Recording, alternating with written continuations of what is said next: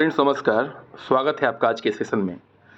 आज हम लोग चर्चा करेंगे यूपी पीएससी पीसीएस समीक्षा अधिकारी, ऑल स्टेट पीसीएस और यूपीएसआई जो भी इतने सारे वनडे एग्जाम हैं जिनका एक ठीक ठाक लेवल है, उसके लिए जो टॉपिक है तीनों गोल मेज सम्मेलन पर चर्चा करेंगे। और ये जो सेशन होने वाला है अति महत्वपूर्ण सेशन होने वाला है एग्जाम पॉइंट ऑफ व्यू से। चलिए बिना देरी किए शुरू करते हैं। गोल मेज सम्मेलन, ठीक है, राउंड टेबल कॉन्फ्रेंस जो हुआ था वो 3 हुआ था, जिसकी समय अवधि थी 1930 से 32, यानी कि 30 में हुआ था, 31 में हुआ था और 32 में हुआ था। हर तीनों साल पे हुआ था। स्थान कौन सा था? Saint James Palace. उद्देश्य क्या था? भारत के संवैधानिक भविष्य पर चर्चा करना। ये गोल मेज सम्मेलन का मुख्य उद्देश्य था। ध्यान रखिएगा 1930, 31, 32 तीनों साल हुआ था एक, ठीक है। और स्थान सेंट जेम्स पैलेस था। उद्देश्य था भारत के संवैधानिक भविष्य पर चर्चा करना। प्रथम गोल मेज सम्मेलन की चर्चा करते हैं। देखिए ये 1930 में हुआ था। तारीख थी 12 नवंबर 1930 से 19 जनवरी 1931 तक। अध्यक्ष कौन थे? ब्रिटिश प्रधानमंत्री जेम्स मैकडोनाल्ड, ठीक है। ब्रिटिश के प्रधानमंत्री थे जेम्स मैकडोनाल्ड। अब देखिए जो भारत से प्रतिनिधि गए थे, ठीक है, उसमें कांग्रेस ने तो बाईकाट कर दिया था, ठीक है, क्योंकि उस समय क्या चल रहा था? सविनय अवज्ञा आंदोलन का मुख्य धारा चल रही थी, ठीक है। 16 प्रमुख भारतीय राजा गए थे उसमें, ठीक है। साथ ही मुस्लिम लीग, हिंदू महासभा, डॉक्टर भीमराव अम्बेडकर गए थे जो दलित के प्रतिनिधि थे, सर तेज बहादुर सप्रू गए थे, अली इमाम और इत्यादि लोग गए थे। ध्यान रखिएगा जो डॉक्टर भीमराव अम्बेडकर हैं वो तीनों गोल मेज सम्मेलन को अटेंड किए हैं, ये ध्यान रखना है, ठीक है। तीनों गोल मेज सम्मेलन को अटेंड किए हैं डॉक्टर भीमराव अम्बेडकर। ये प्रश्न आता है एग्जाम में। पहले में कांग्रेस का कोई भी प्रतिनिधि नहीं गया था। महत्वपूर्ण बिंदु जो इस पर चर्चा हुई थी वो क्या था?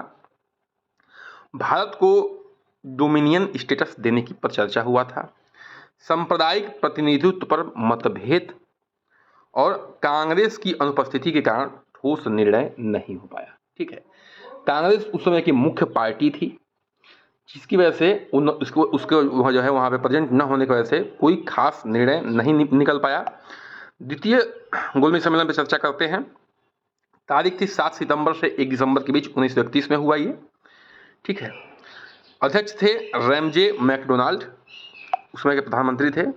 भारतीय प्रतिनिधि कौन थे? देखिए कांग्रेस से भाग लेने के लिए गए थे उस समय महात्मा गांधी जी, ठीक है।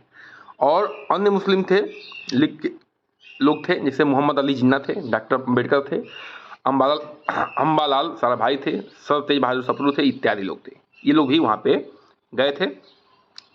महत्वपूर्ण बिंदु जिस पर चर्चा हुई उस पर देख लेते हैं। गांधी जी और अम्बेडकर में अछूतों के लिए अलग निर्वाचन मंडल पर विवाद हुआ, ठीक है।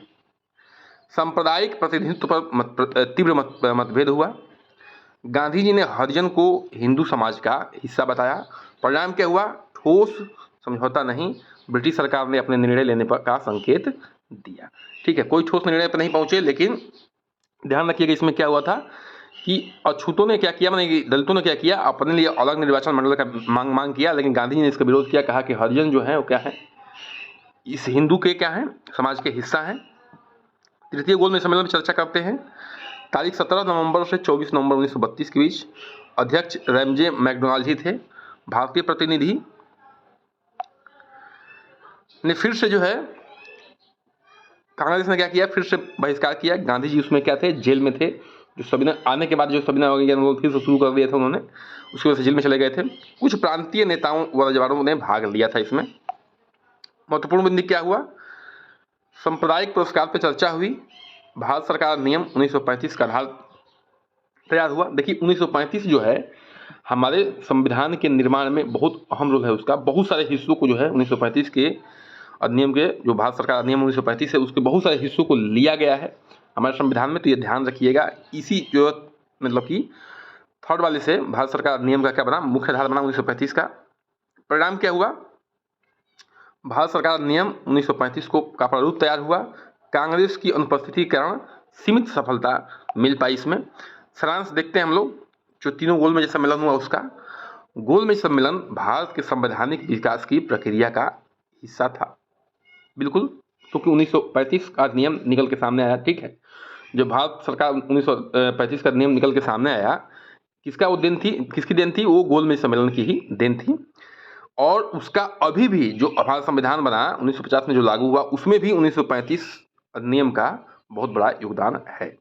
कांग्रेस की भागीदारी सिर्फ दूसरे सम्मेलन में है, ये भी ध्यान रखिएगा। कांग्रेस ने सिर्फ और सिर्फ दूसरे सम्मेलन में हिस्सा लिया था, जो महात्मा गांधी जी के रूप में था। और कारण क्या था? उस समय संविधान आंदोलन चल रहा था, ठीक है, इसलिए जो है मुख्य कारण बना उनके न भाग लेने का।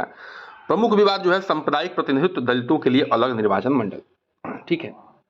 प्रमुख इसमें क्या था कि जो बी आर अम्बेडकर थे, दलितों के प्रतिनिधि थे, उनका मानना था कि हमें क्या करना चाहिए, अलग जो है एक निर्वाचन मंडल नियुक्त करिए, ठीक है, और हम जो है अलग अपने लिए निर्वाचन करेंगे।